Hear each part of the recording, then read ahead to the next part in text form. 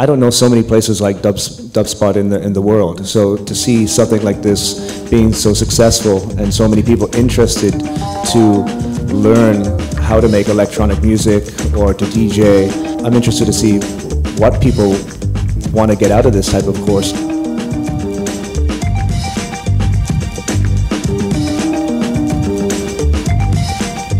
So the tour is a collection of workshops centering around Ableton Live 8, which is the new incarnation of Ableton. As I move the phone around, it has a representation of that on the screen, and it's using tilt, it's using the compass to tell which way it's pointed.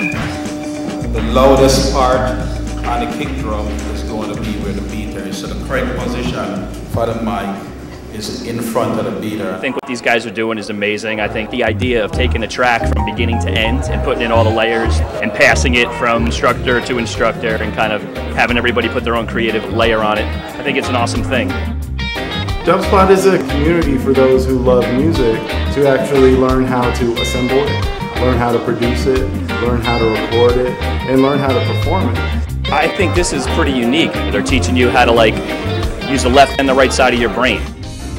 I've seen so much I can't even explain. You really need to be here.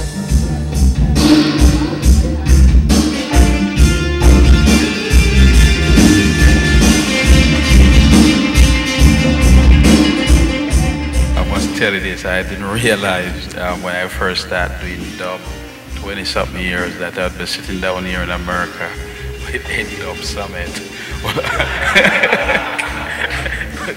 a whole new generation of dub heads. Thank you.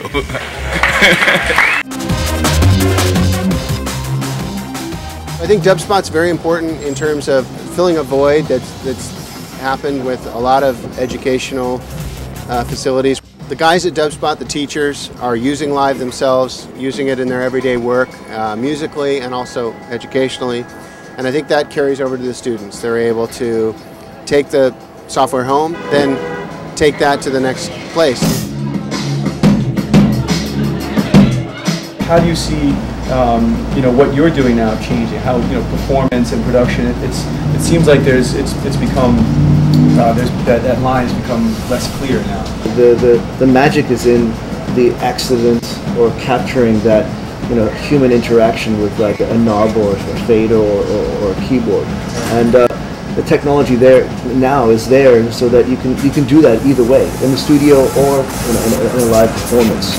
So for me, it's I don't even know if I would look at them any different at all anymore.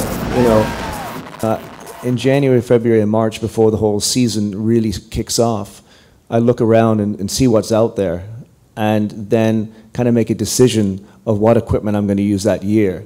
There could be small changes, or if a huge big new thing comes out, I may adapt. But usually the setup at the beginning of the year is for that year, and that gives me time to really get into that.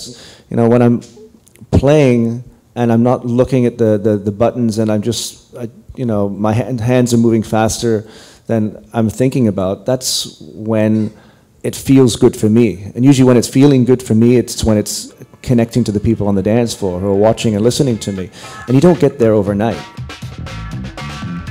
Every time we hit a city, the community grows a little bit more. Every time we hit a city, we have name artists come in and explain to a community of eager listeners, producers, DJs, musicians, what they're doing, and it builds everything a little tighter and a little higher.